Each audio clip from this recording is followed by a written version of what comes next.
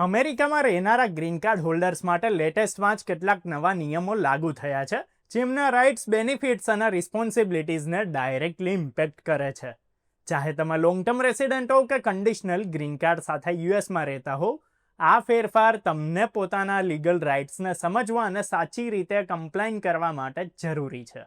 તો આપણે step by step સમજીશું કે નવા રૂલ શું છે, કઈ રીતે ચેક્સને ટાઇટન કરે છે અને ઇન્ડિયન પ્રોફેશનલ્સ કે ઇમિગ્રન્ટ્સ પર એની શું અસર થઈ શકે છે. તો સૌથી પહેલો ફેરફાર એસબીએ એટલે કે સ્મોલ બિઝનેસ એડમિનિસ્ટ્રેશન લોન્સથી જોડાયેલો છે.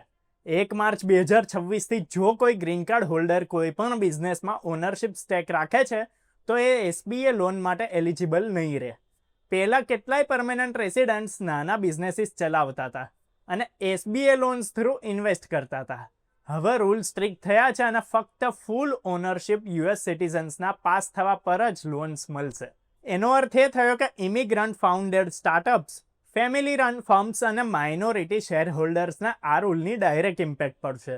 સ્મોલ નોન કંટ્રોલિંગ સ્ટેક પણ હવે લોન એલિજિબિલિટી માટે હર્ડલ બની શકે છે, એટલે ઇન્ડિયન એન્ટરપ્રેન્યોર્સે પોતાના બિઝનેસ સ્ટ્રક્ચર અને ઓનરશિપને કેરફુલી રિવ્યૂ કરવું બહુ ઇમ્પોર્ટન્ટ થઈ ગયું છે.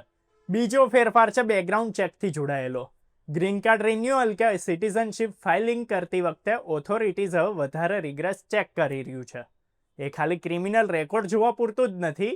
યુએસસીઆઈએસ ઓફિસર્સ હવે એપ્લિકન્ટ્સની overall eligibility, fraud history, arrest અને એમના ગુડ મોરલ કેરેક્ટર પર પણ ધ્યાન આપશે.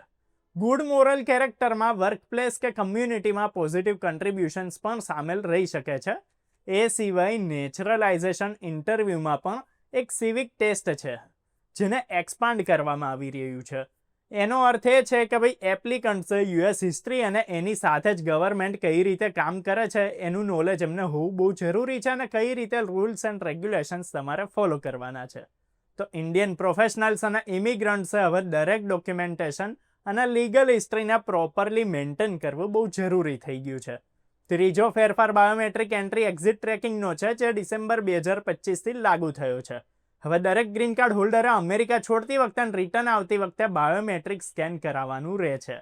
આ રૂલ ઓથોરિટીઝને એ ટ્રેક કરવામાં મદદ કરશે કે પરમેનન્ટ રેસિડન્ટ્સનું કન્ટિન્યુઅસ રેસિડન્સ મેન્ટેન છે કે નહીં. જો કોઈ રેસિડન્ટ લાંબા સમયથી વિદેશમાં રહે છે તો એ રેસિડેન્સી સ્ટેટસ પર સવાલ ઊભા કરી શકે છે. ઇન્ડિયન ઇમિગ્રન્ટ્સે પોતાના ઇન્ટરનેશનલ ટ્રાવેલ અને યુએસ રેસિડન્સ પેટર્ન્સને રેકોર્ડને ચેક કરવું જોઈએ, એટલે લીગલ કમ્પ્લાયન્સ જળવાયેલું રહે. હવે ચોથા નિયમની વાત કરીએ કે જે છે રેફ્યુજી સ્ટેટસથી જોડાયેલો. તો કેટલાક રેફ્યુજીસ જેમણે યુએસમાં 1 વર્ષ રહીને પરમેનન્ટ રેસિડેન્સી એપ્લાય નથી કરી, એમના ડિટેન્શનનો સામનો કરવો પડી શકે છે. રેફ્યુજી સ્ટેટસ ઓલરેડી સિક્યોરિટી સ્ક્રીનિંગથી પસાર થાય છે, પણ હવે ઓથોરિટીઝ એ જોશે કે એપ્લિકન્ટ ટાઈમલી પરમેનન્ટ સ્ટેટસ માટે એપ્લાય કરે છે કે નહીં. એ ઇન્ડિયન રેફ્યુજીસ અને એપ્લિકન્ટ્સ માટે લીગલ અવેરનેસ અને ટાઈમલી એપ્લિકેશન પ્રોસેસની જરૂરને વધારે છે. પાંચમો ફેરફાર કન્ડિશનલ ગ્રીન કાર્ડ હોલ્ડર્સ માટે છે. કન્ડિશનલ પરમેનન્ટ રેસિડન્સ હોલ્ડર્સે સરપ્રાઇઝ વેરિફિકેશન વિઝિટનો સામનો કરવો પડી શકે છે. એ ઘર કે વર્કપ્લેસ પર થઈ શકે છે. કન્ડિશનલ ગ્રીન કાર્ડ મોટે ભાગે મેરેજ બેઝ કેસીસમાં આપવામાં આવે છે અને ઓથોરિટીઝે વેરીફાઈ કરવા માંગે છે કે એપ્લિકન્ટ અત્યારે પણ ડિક્લેર્ડ કન્ડિશન્સને મીટ કરી રહ્યા છે કે નહીં. એટલે ઇન્ડિયન ઇમિગ્રન્ટ્સે ઇન્શ્યોર કરવું પડશે કે રિલેશનશિપ, એડ્રેસ અને એમ્પ્લોયમેન્ટ ડિટેલ્સ હંમેશા સાચી અને અપડેટેડ હોય. છઠ્ઠો અને છેલ્લો ફેરફાર છે H1B અને ગ્રીન કાર્ડ સ્પોન્સરશિપની કોસ્ટથી જોડાયેલો. પ્રપોઝ પ્રિવેલિંગ વેજ રૂલ્સ હવે લાગુ થવાના છે. પ્રિવેલિંગ વેજ એ નક્કી કરે છે કે એમ્પ્લોયર ફોરેન વર્કરને મિનિમમ સેલેરી કેટલી આપે. વેજ ઇન્ક્રીઝ થવા પર H1B અને ગ્રીન કાર્ડ સ્પોન્સરશિપ કોસ્ટ પણ વધી જશે. ઇન્ડિયન પ્રોફેશનલ્સ કે જે યુએસ ટેક અને અધર સ્કિલ સેક્ટર્સ H1B અને એમ્પ્લોયમેન્ટ બેઝ ગ્રીન કાર્ડ માટે એપ્લાય કરે છે, એમના એમ્પ્લોયર્સે બજેટ અને કમ્પ્લાયન્સ પ્લાન એડજસ્ટ કરવો પડશે. આ ચેન્જ ડાયરેક્ટલી હાયરિંગ ડિસિઝન્સ અને કરિયર પ્લાનિંગ પર અસર કરી શકે છે. આ બધા નિયમોથી ક્લિયર છે કે ગ્રીન કાર્ડ હોલ્ડર્સે પોતાના legal status, travel patterns, business ownership and employment agreements પ્રત્યે વધારે સતર્ક રહેવું પડશે.